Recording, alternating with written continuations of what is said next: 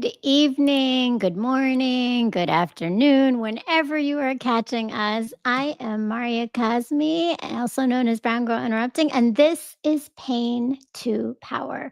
We are the show where we are taking our struggles and turning them into strengths and learning tools to build and heal in community. And I love it. Shout out to Kevin from my Substack family. Welcome, Kevin. So glad you're here.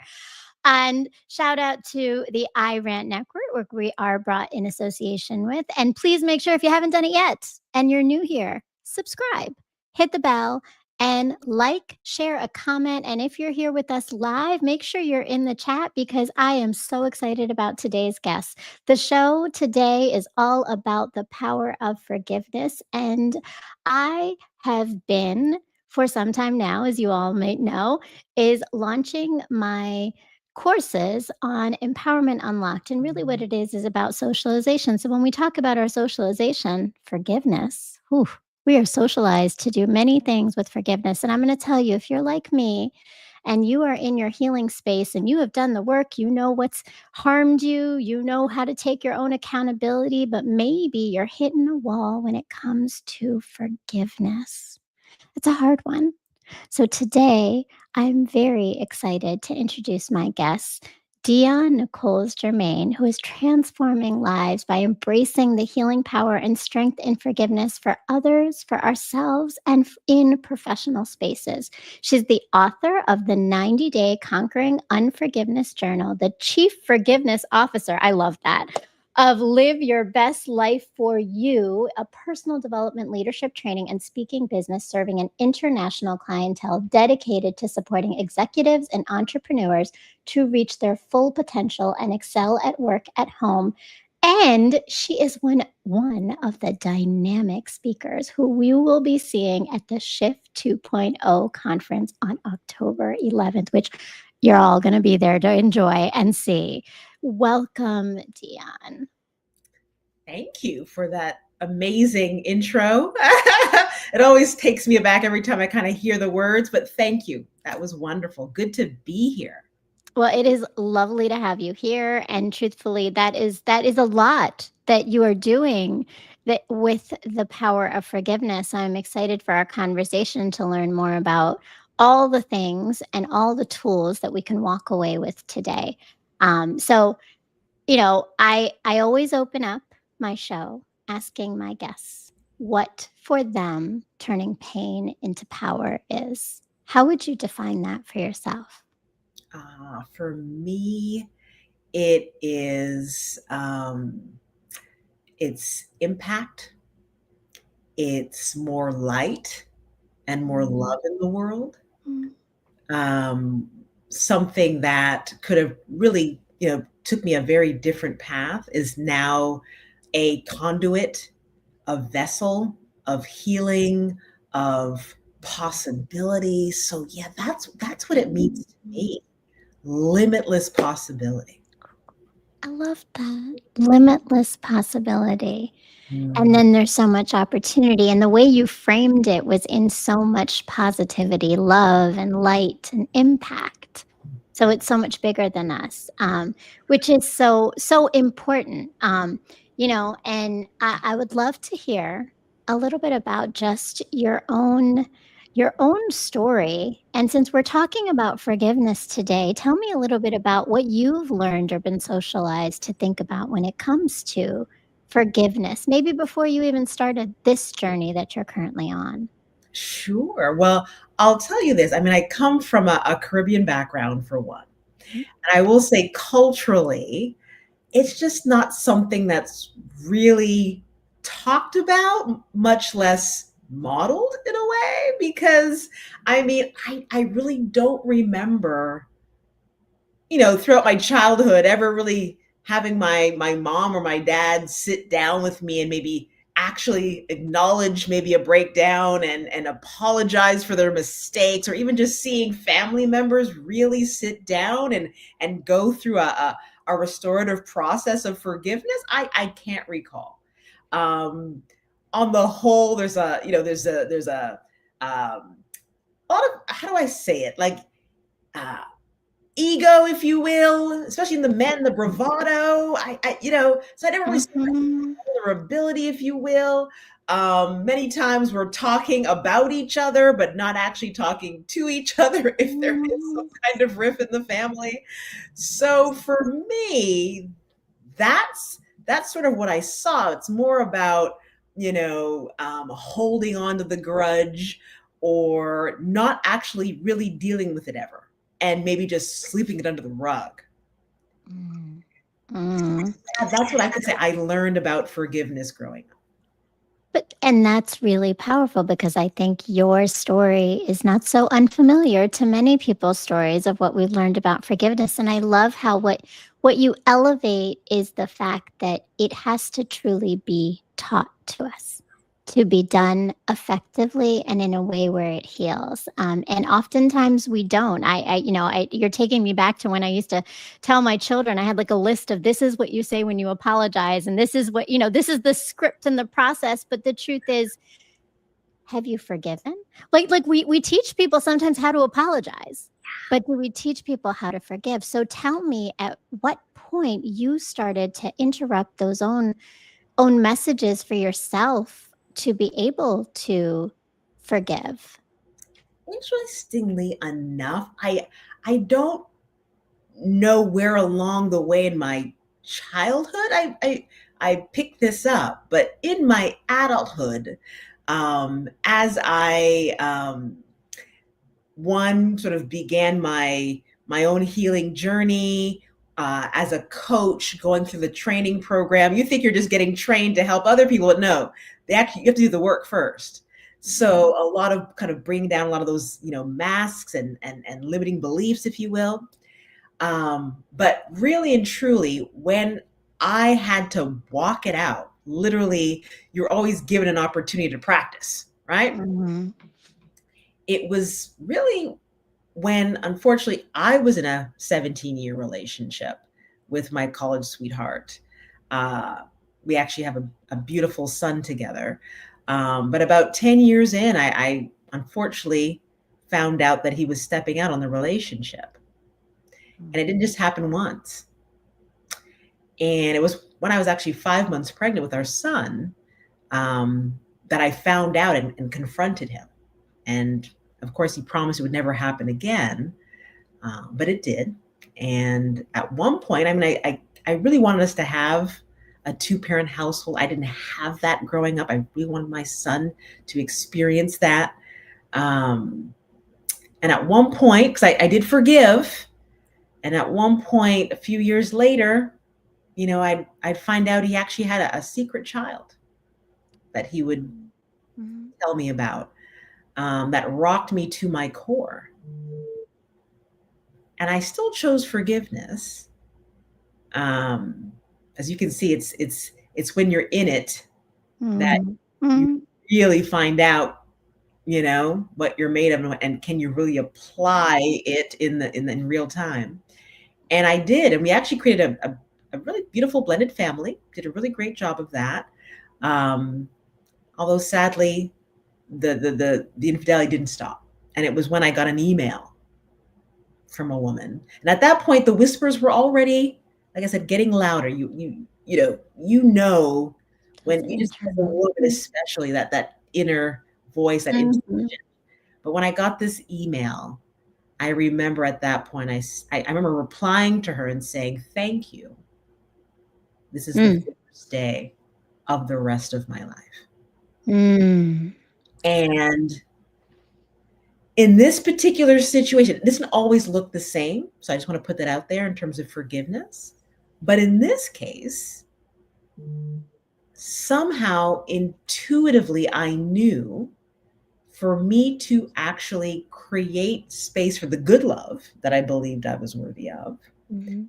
for me to, and I was sort of in this stage in my life, I was approaching 40 and I was already contemplating what my next would be. I had been working in fashion for over almost 20 years at that point, and I felt like I was being called to do more. Didn't know quite what it was yet, but if I'm going to make room for that chapter, I knew I had to forgive. And above and beyond all of that, I knew what I was committed to, and that was my son's well-being. That he would know, whether we were together or not, that he had two parents that loved him and had his back, that we would be a united front. Yeah. And because I chose to forgive through that lens of my commitment, we were able to create a really, really healthy, loving, and supportive co-parenting relationship. And for everyone who's ever been divorced and has children, that is the dream. Wow. Right? For your children, that is the dream, and I can speak from personal experiences that it's not always easy. And so, you talked about almost these 2 different, eras of forgiveness, right? You had your era while you were married, and you were forgiving many times, right? For many things that harmed you, and then there's this moment after the email where you make a different choice in the forgiveness. Tell me a little bit about the difference in the ways you were approaching forgiveness between those 2 moments in your life. Yeah. So I would say in the first situation, I am forgiving, right? In the sense that I'm still committed to something greater, and that was my family, right? Um, however, the after the email, it was forgiving because actually for me to be free, Mm, healthy, whole, to really be able to grab on to what my future destiny, has for me is why I want to make room. I actually was trying to make room for more. So by releasing the negative emotions, those hard emotions, the anger, the rejection, the betrayal, the disappointment, I could keep going. mhm, I'm going to make room for all of this newness in my life, all the good that I'm expecting. I've got to make room. And I would say mm. that's the difference. I love that because I think it comes to a quote that I pulled from you and your work, which is forgiveness is not about them, it's about you. So it sounds like this second era and really the one that sustained you and taken you on the path that you are now helping others with this whole guide and building tools to be able to know how to forgive with this liberation, is so powerful. Yeah. And that word right there, I love that you use the word liberation because forgiveness is a conscious choice. It's a deliberate Mhm. act. It's not a feeling. It's a very active process. And that Mm. word mode, deliberate, if you get into the meat of the word for those who love, you know, um, Wordsmiths. and all Yes. yes, deliberate actually means to liberate when you get really down to it from the Latin. So yeah, when we choose or are deliberate about choosing forgiveness, we are liberating ourselves. And that's a very powerful stance to take with forgiveness, right? It's liberation, but in that, it's not easy. It's not easy, right? And you and I had this conversation because I think it's even harder to forgive when there is an active harm occurring. So there's one when it's past harm to forgive someone, but active harm is also a thing though, right? And I think that what you say is this idea of recognizing that it's for you, but how do I go through the steps and how would I, and not just me, I'm just saying, like, I mean, although me, I could use this, right? Like we are having a coaching session here for certain as well. But I think my audience could also, right? There's so many people here. We hold on to this forgiveness, and I think it's, or we hold on to the pain, and there's many different reasons. Like I can think people don't forgive, right? Sometimes it's the fear of the response of someone. If you do forgive, do I lose my power in this relationship? If I forgive them, do I now show weakness, right? If I forgive them, is that allowing their behavior to be okay, right? Like there's so many things. So how do we work through those complexities of the human side of not just, yes, I can forgive, but what does that really feel like going through it? Well, thank you for bringing all of that up because I actually wrote a book called The 90-Day Conquering Unforgiveness Journal for high performing high achievers, although anybody can use it. And at the very beginning, that's what I get into is debunking all of these myths, these limiting beliefs that Mm. get in the way. So we have to start there. What did you learn? What Mhm. um, limiting beliefs? And when you really get into it, underneath it all stems back to fear and pride. Mm. So tell me more about that. Sure. So either we're afraid of letting them off the hook, right? That's a big one. If I forgive, and that is a myth, but it's a lot of the thing that blocks us from actually releasing that debt so we can move on. But no, that's not the case. But we've been conditioned to believe so. Um, Pride. Um, if I, because so many times we think the anger and the resentment is protecting us, and Mm. I want to be right about it. Right? And so we Mm. think that's hurting them if I just hold on to this thing and be right. Meanwhile, that's the very thing that's actually hurting and killing you in the end, silently. We don't realize Mm. mentally, physically, and spiritually, we are harming ourselves every time we don't forgive. And Mm. I use the extreme example. What if that person has passed away Mm. and we're still harboring this stuff? It's only hurting us because we in this case we'll never get the apology, but we have to find a way to learn to forgive so we can be healthy, whole, and free. So yes, that's another example. It feels very vulnerable, as you said, to forgive, right? So the fear of that vulnerability. Um, Another one is, well, forgiveness automatically means reconciliation. Mm. Mm. Is the case. Mm. Forgiveness actually requires one person. Reconciliation requires two. Mm. There may be situations where it's not safe even to have this person in your life. So forgiveness may require boundaries, right? So it's shifting, getting a wider understanding of that forgiveness doesn't only look one way, right? There's many forms of forgiveness, and one of them could be reconciliation and restoration, but not always. I appreciate that you showed the difference in those two because oftentimes we can convolute them, right? We think they're the same, and again, goes back to fear and pride, and I think as you were talking about the fear, I was like, that is kind of our pride, isn't it? That puts us in that fear mode of we've released control, but why are we trying to control things, right? That goes back to letting go often, right?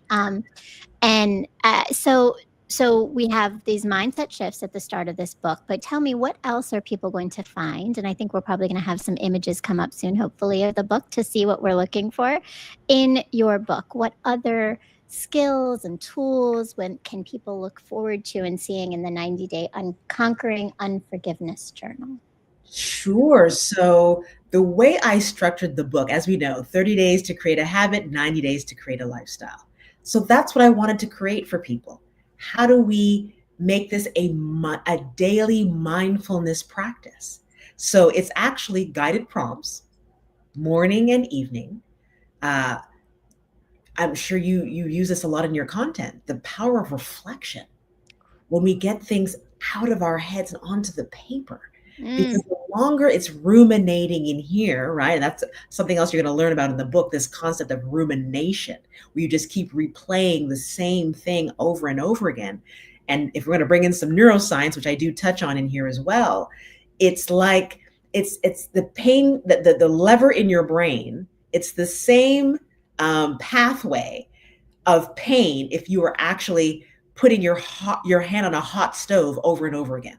It's like reliving Mm. that incident like it's just happening over and over again. And you're releasing those negative toxins into your body. So, Ooh.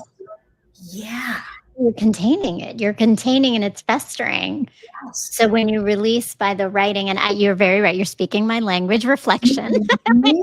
Yeah, Reflection yeah. and writing, very much so. And hopefully those who will join me in my course, you will feel and experience that in this process. And yes, but I I that is a really important step that you're elevating there in that release.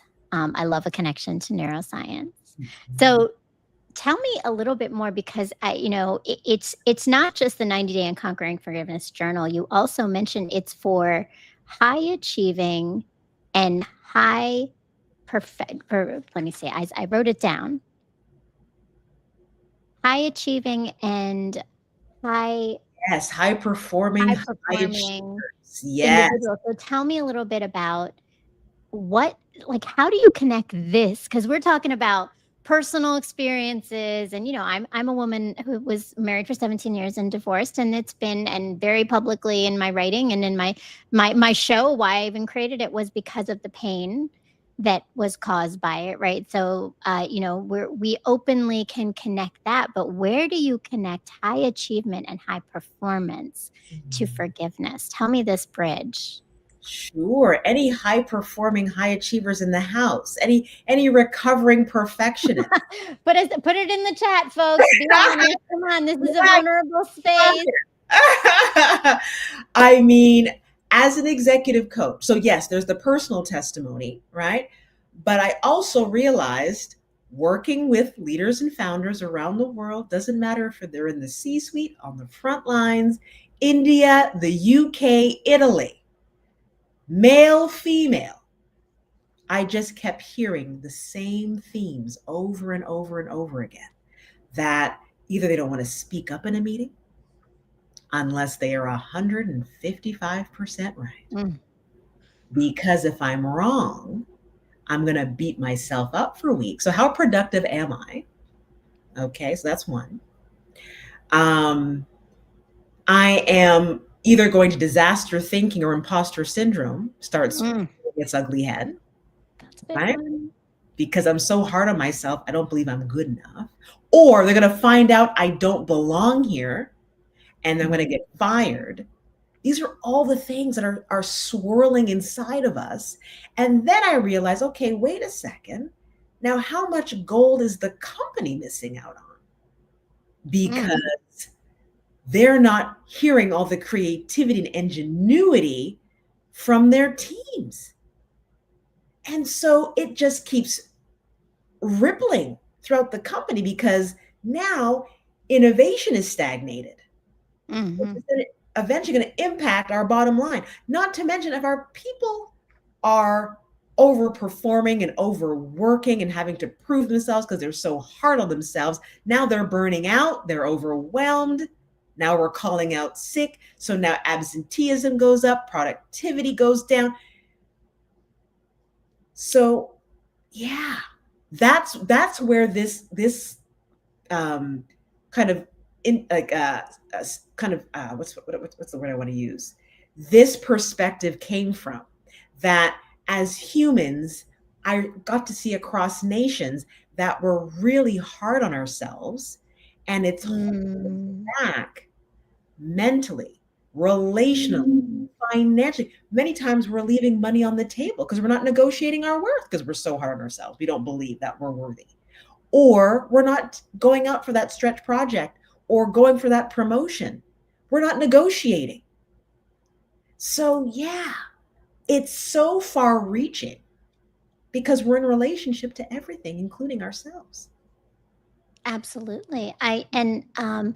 I appreciate that it sounds like there's a personal aspect of, like, I need this for my professional journey of showing up in my authenticity, but also culturally in organizations, there's a need for this book. Hoping all the organizations that are here are gonna look into this because we're talking about creating safe working environments where people feel psychologically safe enough and they have conditions that allow for trust to build and for their full selves to show up. So, a lot of the things you named, imposter syndrome, not belonging, productivity, yeah, those are internal, but they are also determined sometimes by external forces that can either create the space for it or shut the space down for it.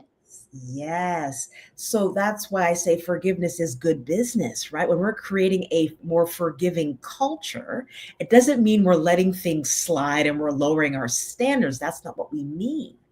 It's a culture, as you said, where people feel psychologically safe to show up fully, to do meaningful work, where you see collaboration, as you said, and trust, high trust, um, that we're not holding on to resources because we're feeling resentful towards that team. And now we're delaying that project, for example. You can Mm, see how this can be a real invisible blockage, right? absolutely. And there is a cost to it. Mhm. There's actually a company, it's an organization in the UK.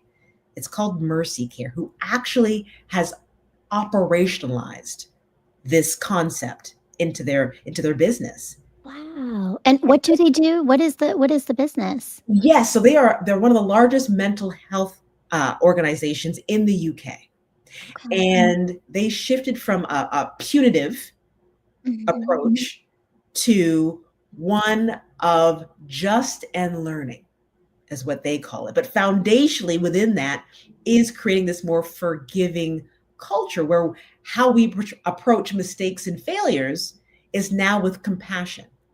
Yes, Mm, accountability. That's the difference. It's not saying we're letting people off the hook. There is accountability, but we're also approaching it with compassion. We're now going mm, from, you know, who did this, right? From blame game and fault finding, because that's really right. what And forgiveness that's a is, shaming, right? right? To what was missing. Mm. And again, like the way that you frame this is so important because I think oftentimes we look at restorative approaches as the reactive behavior after harm is caused. But it sounds like if organizations are using this as a tool, they are actually proactively creating the culture that creates this space where people are making it's part of the practice of humanity in a workspace. And what a difference that makes. Like you said, forgiveness is good business And it in was the bottom line. Yes, and it was tangible. So it was one of the, rare opportunities to see now on a long term that they're seeing the fruits of making this shift, where they Mm, saw a 2.5 million pound cost savings mm. because they had less turnover, less absenteeism, more productivity. Actually, even cases reported went up because they felt safe. What a difference, right? Who would know, right? Why we know this and we know we want this, but it is so fascinating to me how until we bring it to the surface, people don't realize that they have the ability to create or break that and take ownership for it. It's fascinating to me that that's not present. And I've worked in spaces where I've seen this happen time and time again, right? But I love that this company, Mercy, took that, took the self-reflective space because it requires self-reflection, even organizational self-reflection, not just individual self-reflection, which is another layer of empowerment and truly examining practices, it sounds like, to be able to shift those daily decisions, daily interactions, and daily conditions. Yes. Yes. Beautiful. Yeah. Beautiful, beautiful. I mean, I love it. I think this is fantastic. I think this is an excellent segue for a quick commercial that we're going to have to open up the course that I have created, which is very much aligned to, I think, everything we're talking about today in how we unlearn our socialization in all the ways that it impacts us personally, professionally, and in organizational culture by identifying some of those patterns. So we're going to take a moment, take a break, and watch a video, and then we'll come back and I'll tell you a little bit about my course, which I hope you get to join us in. Love that. We all hold on to stories that shape the choices we make, the paths we walk, and the outcomes we live through. This is mine. I was 22 years old, a junior in college, when life shifted in a way I never expected. One day I was carefree, studying, working, going out with friends, and the next, I found out I was pregnant. It was 2000. I was in a loose relationship with a man 8 years older, someone in a position of power over me at work. When I told him, he disappeared. At the same time, I had to face my family, faithful Muslims who were respected leaders in our community. I was the first girl to become pregnant out of wedlock, and I chose to keep my child. It wasn't easy. I faced judgment and rejection, but something deep inside me knew I wanted to be a mother. I carried my son, finished school, and began to recognize my strength. But when his father returned after 6 months, I forgot that strength.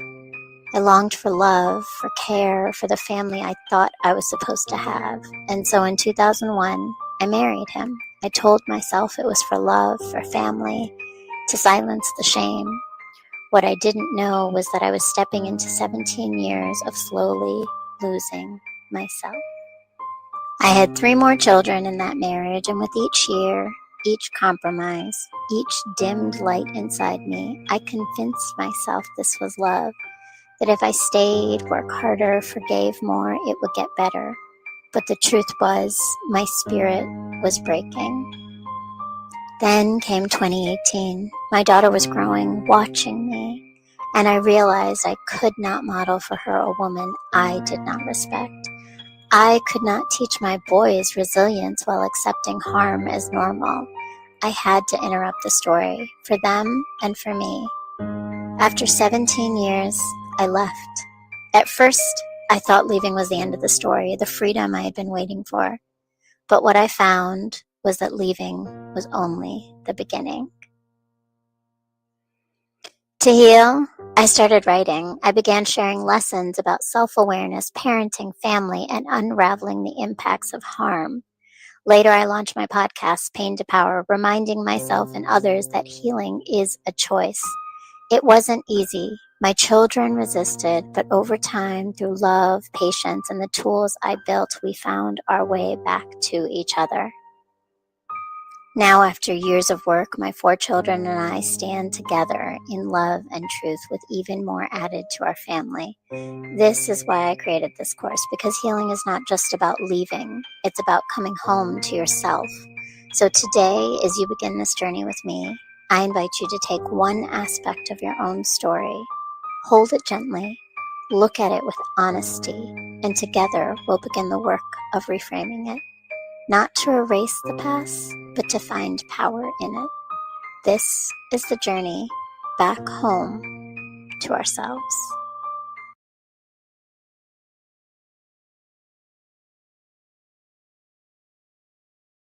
Core friends of the course Empowerment Unlocked, where we will spend 5 weeks unlocking your power through examining what's the story that you've held on to? What is the socialization that has come from family, from community, from the environments that you're in, and the messages that you've retained? And how do you start to reclaim and reframe them? So join me. I am currently in my first session with my cohort, and we're doing amazing conversations, but I will be having new sessions in November. Stay tuned. Follow me on Instagram, TikTok, Facebook, and you will hear more about the next dates launching in November. All right. Well, thank you so much, Dionne. And, your book is so powerful, but it sounds like maybe it's led you you are into speaking quite a bit. One in particular is you have a very exciting speaking engagement at the Shift 2.0 conference. And I would love to learn more about just what brought you to the conference itself and what we're going to gain from hearing you speak there. Oh, yeah. I'm excited, even the way this all came together, because it was a dear friend who's also in the coaching space. I've actually worked with her on a couple of her retreats. She was part of the program that I actually went through when I was going through my coaching program. Love that. And when she heard what the theme was this year for the conference, which was light, Mm, Nogi, who is the founder of the Shift 2.0, every year she is led to a theme spiritually. And so she said, "You've got to meet Dionne." And so Nogi mm, didn't know anything about me at the time. She's like, and all she knew was something about forgiveness. What does that have to do with light? So it was a very powerful experience when I met with her, to hear how she was led to this theme, how she got confirmation that this was the theme she was supposed to move forward with in terms of forgiveness, because light, and how it connected to forgiveness. Because I said to her, well, one, we emanate so much more light every time we're able to release mm, the negative emotions, those hard emotions. Not to mention, we just travel lighter. mm, We can mm. unload those heavy 1,000-pound weights of forgiveness, right? Yeah. So that's how we ended up coming together. And I she Yeah, shared, isn't that cool? And that is beautiful. shared, she said, "Dionne, I wasn't quite sure at the time, but I went to a luncheon not long after our mutual friend mentioned you. And at the end of the luncheon, they got a flyer about forgiveness." Ah, So that's how, wow. yeah. Wait, and okay, so since we're there, can we Mhm. go into your story? Because I feel that's an excellent, excellent segue into how you became the coach itself and you knew this was your calling. Because that is a very serendipitous moment, right? And I am so glad that sometimes it's funny how we don't see our connections. Often people say to me, "Are you sure I'm supposed to be on your show?" Right? I think Nogi even, right? Like, what am I going to talk about? I'm like, no, you have a story. Like, you have a story, and this is where it needs to be shared, right? So sometimes we have to show people what they might not see is those connections, and that what a beautiful way. And for her to get that message, that spiritual message. And Nogi was a guest on the show just a few weeks ago, so many of my guests here should have did see her, but there is a segue of how you became a coach right there in your own story of serendipity. So tell us a little bit about that journey for you. Sure. So as I mentioned, I was working in women's luxury fashion. That was the dream when both my son's father and I had left our small town to move to the Big Apple, right? Him to work on Wall Street and for me to work on Fifth Ave. And to get to do that for luxury European houses, traveling to Italy and to France and to Paris. That's one of my favorite places in the world, to Germany. From the outside looking in, I'm living the dream, free clothes, um, and we were building a life together. Mhm. And as I said, right around 40, I was approaching 40, I felt like there was more I was being called to do Mm. when this transition would happen, this separation, right?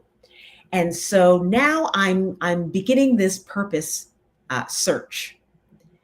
And just around that time is actually, there was a couple years between, the separation and me beginning that purpose journey.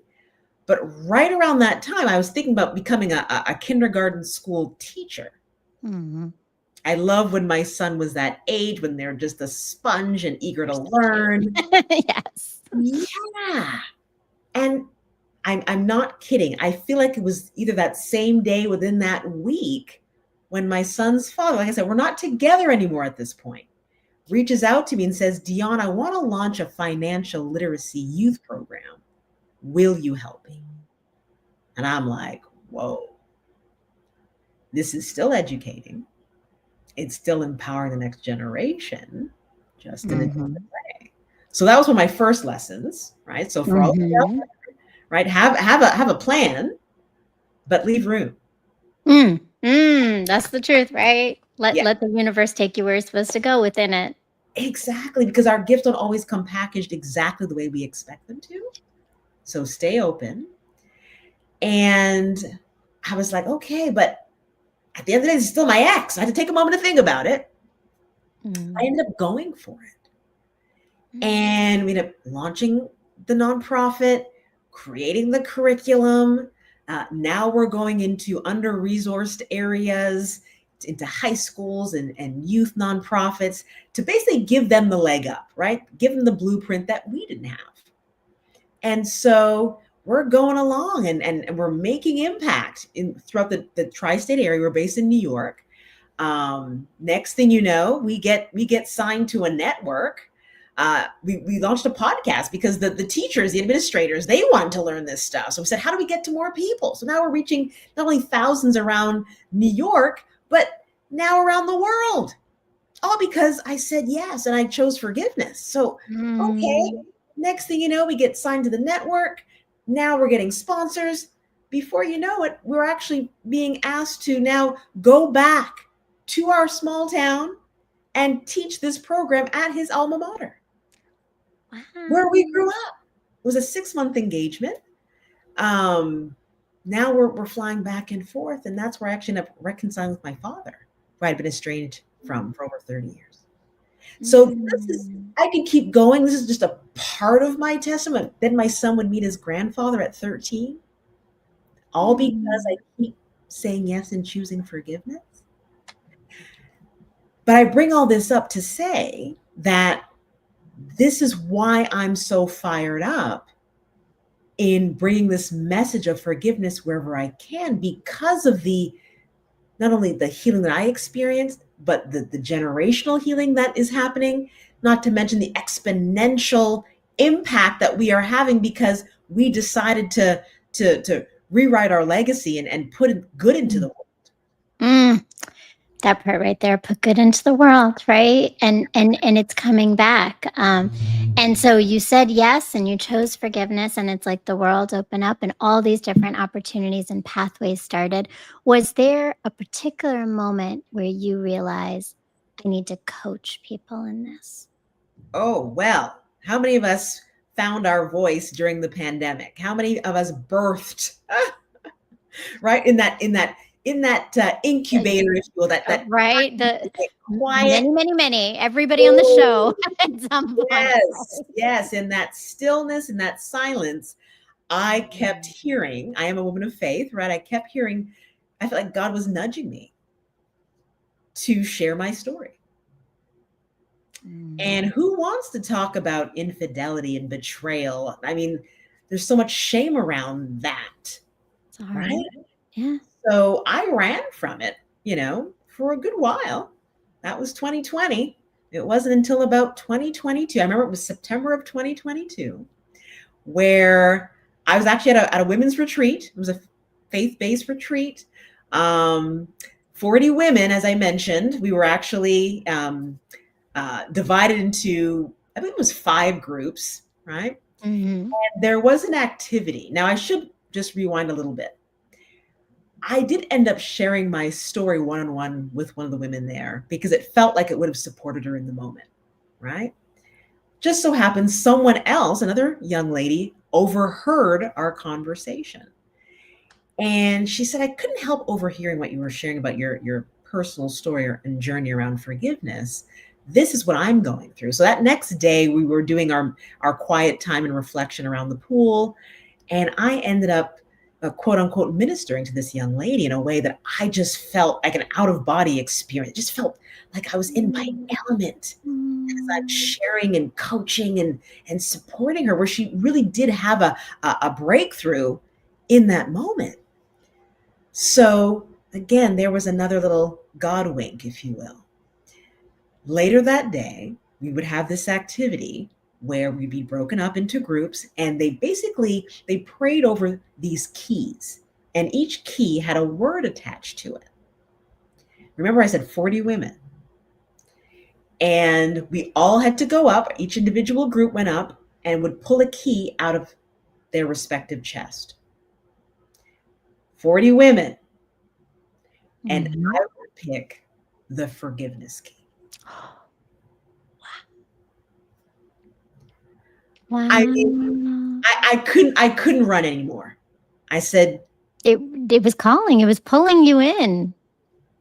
today was the day. So part of the exercise was to share why that word was meaningful to you with the entire the entire group. And so it was in that moment that I Mm. declared that I would create a program. And uh, that was September of 2022. By December, I had completed the program, and I don't think there was much time in between when I completed creating the program and I got a call from one of my dear best friends who said, Dionne, we need you. It's funny how, again, how life works, right? The minute you step out, the universe, God, everything conspires. Mhm. Called to go and support her and her mom group. They've been friends forever. Since their kids were young, now they're in college, but they realize now every time they're getting together, all they're doing is venting and complaining about either their ex or their co-parent, or they're still harboring stuff towards their parents. Now all these ladies are, in their 40s, mid 40s, so they've been through some life, Mhm, mhm. We and we accumulate a lot of people to have to forgive, right? right. So she said, Dionne, every year we do a little Christmas gathering at one of our houses. Would you actually do your workshop for us? And that was when I realized, just the way they really receptive to the content. I knew I was onto something. And the rest is history. The rest. Mm. Now I speak on international stages. Now I mean my book has been, chosen by the military as a learning and development tool. The Royal Bahama Defense Force used my book for training their elite troops. And that's going to trickle down. How transformational for them, first of all, to make that decision. I'm so glad. But wow for you too, right? Like the fact that that's what they saw, you were able to make that clear in a organization we don't often align with forgiveness, one, nor humanity as the center of the work, right? Yes, thank you for that reflection, right? The most unlikely places, the government of Canada, right? Like, come on. But what do we know? People Mm. are everywhere. People are peopling. Doesn't matter if People we're in are corporate, peopling. doesn't matter if we're in the church. We all need to learn what I call this leadership superpower, because we're leaders no Mhm. matter where we are, at home, at work, in our communities. We need this. I love that you just said that. We are all leaders, right? We all have a sphere of influence. We all have a locus of control that we can, make an impact in. Absolutely. And I want to say, I appreciate that you keep saying, that so much of this is, I mean, we're so in alignment. Like it is wild how much down to the dates. I was 40 when I left my marriage. In 2020 was when I started writing, and 2022 is when I started this show. So your dates and your ages, like it was all aligning in my life. But I just got even just recently, right? I mean, this is faith. This is the universe. I just was doing a post about this idea of divine timing, and that divine timing requires us to let go of control, let go of the story we're trying to create, and embrace the story that's possible, right? And that it will come. As soon as we let go, it will come. Which is such a beautiful thing. And all of this is leading you to being at Shift 2.0, which I will be at too. And I am so excited to see you in person. And I encourage everyone to go and get their tickets. If you haven't done it yet, go get your ticket and be there, because there are some powerful women that are going to be speaking, and wonderful networking.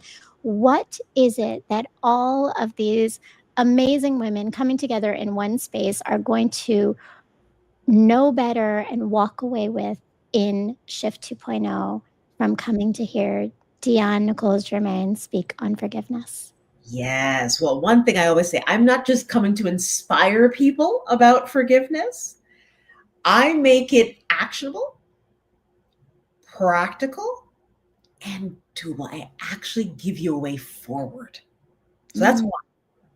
Two, And this is huge because going back to our very initial conversation, our opening of this conversation, what gets in the way of forgiveness? We got to break that down. The name of the Mhm. conference is The Shift. And that's what I want to do for these women is shift how they are relating to forgiveness. Not from a place of fear or victimhood, but one of empowerment. I teach forgiveness as a tool of empowerment. I say that forgiveness is one of the highest forms of personal transformation. Who Mhm. you become on the other side of forgiveness is unrecognizable. That's what I want them to leave with. Whew.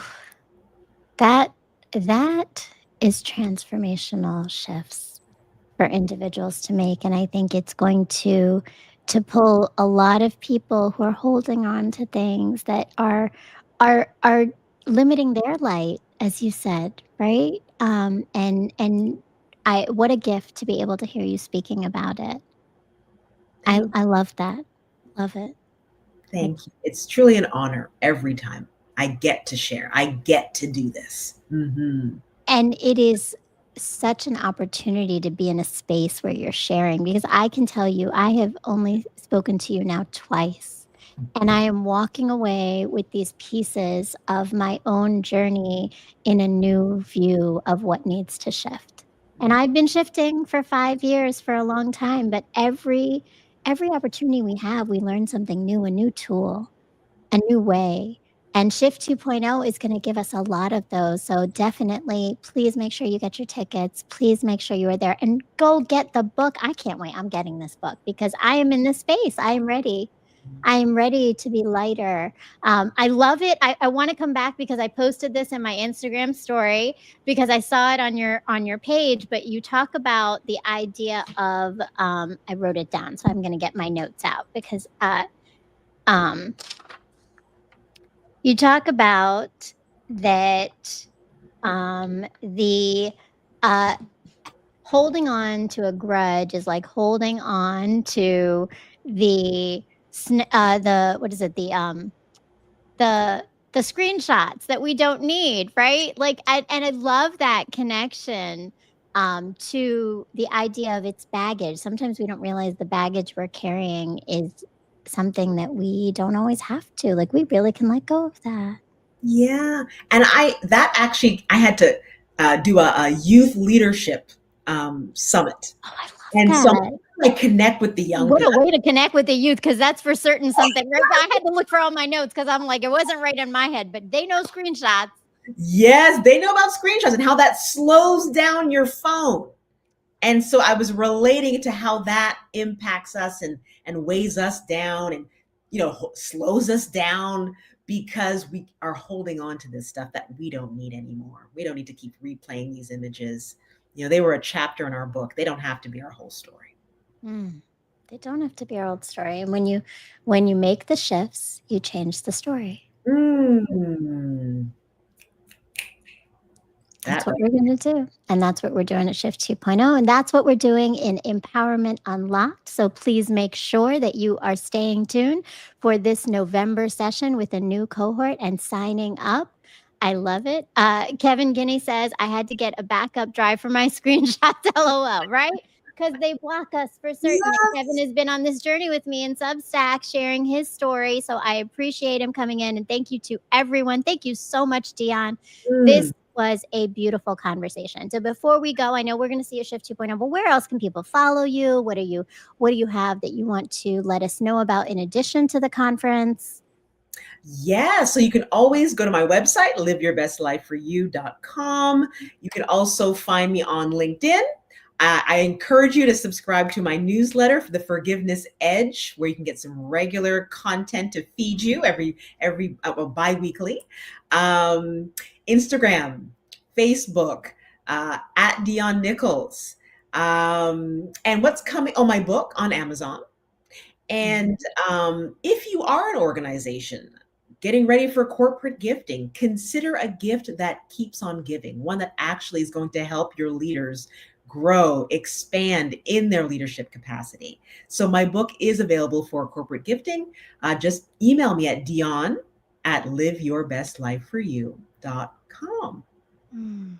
I love that. Please make sure you do. All the links are also, I know I saw them in the chat, but they're also in this description on YouTube. And if you haven't done it yet, which I don't know why you haven't, subscribe, hit the like, leave a comment, share what resonated with you. I know Dionne gave us some serious gems and lots of ways to start making these small shifts and conquer those fears and those egos and start forgiving to feel lighter. Thank you again so much, Dionne. And please remember, friends, I am really in this space where these little shifts are going to start to heal us. And when we heal, we show up in our authenticity. And when we show up in our authenticity, we bring that light to everyone else. And that is the goal of Pain to Power. That is the goal of all of the work that we are both doing here and of the iRant network and all of the shows on here. So please make sure that you tune in every Sunday at 8 p.m. on this channel for Brown Girl Interrupting for Pain to Power and more dynamic guests. Go and follow Dionne, learn from her, sign up for that newsletter. I am signing up for the newsletter. And ready to start my shift because, yeah, forgiveness. It really is powerful. Thank you Thank so much you. again. Thank you for having me. This was such a beautiful experience. And congratulations on the new course. Thank And I you. can't wait to hear how your forgiveness journey, goes. Thank you. I look forward to starting it and learning from it. Mhm. Thank you so much. And thank you to everyone. Please make sure again you subscribe, like, comment, share, and pass this along to anyone else who is ready to get the tools to heal and learn and grow in community. Peace, love, and light.